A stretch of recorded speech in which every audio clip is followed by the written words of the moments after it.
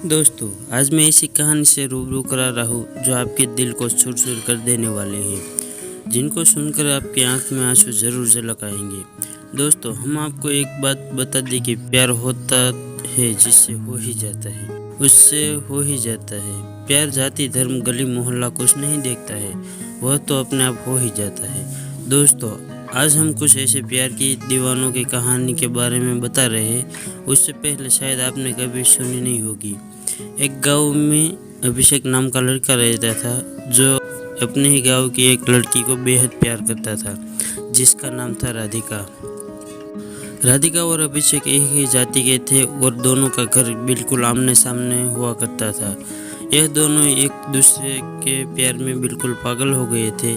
दोस्तों, यह हाल हो गया था कि जब तक यह दोनों एक दूसरे की आवाज़ ना सुन लेते तब तक खाना भी नहीं खाते थे।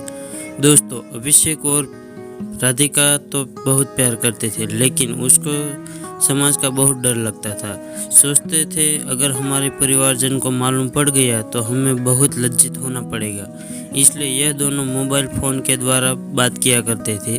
बात किए बिना इनकी एक पल भी नहीं बनती थी। अगर राधिका के घर में सब लोग होते थे तो वह अपने पापा के बड़े मोबाइल से व्हाट्सएप पर बात करती थी, यानी बात तो करनी ही थी, चाहे कैसे भी हो। कुछ दिनों बाद राधिका के पापा गांव छोड़कर नौकरी करने के लिए शहर चले गए, जिसके कारण राधिका को भी जाना पड़ा। अब तो राधिका का बुरा हाल हो गया। राधिका भी अपने प्यार के लिए बहुत तड़पती थी। राधिका के पापा किराए के मकान में रहते थे। उसी मकान में एक कमरे में एक लड़की अकेले रहती थी, जिसका नाम था पलक। राधिका उसी शहर में उसी मकान के पास ही एक स्कूल में पढ़ाने लगी, लेकिन उसका मन पढ़ाने में कम लगता था, अभिषेक के पास ज़्यादा रहता था।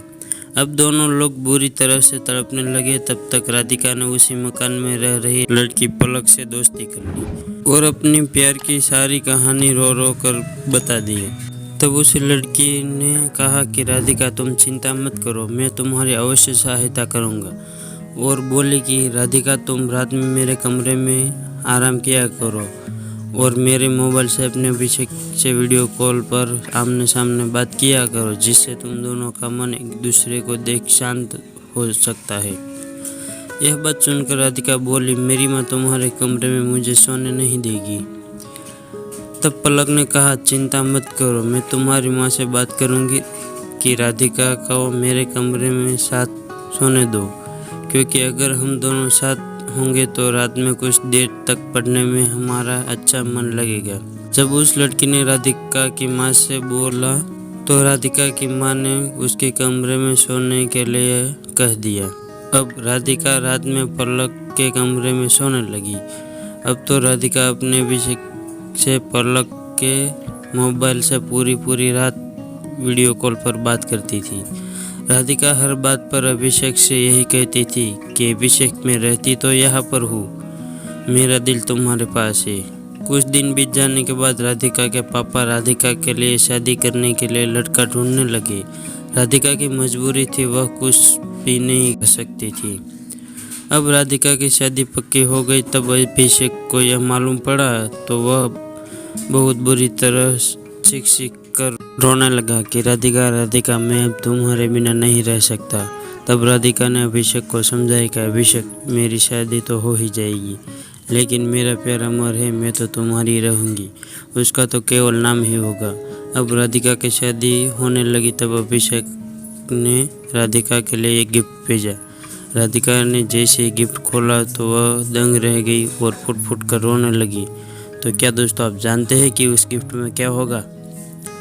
तो एक बार कमेंट में ज़रूर बताइए। तो आइए मैं बताता हूँ कि उस गिफ्ट में क्या था। उस गिफ्ट में अभिषेक का दिल था और एक पत्र था।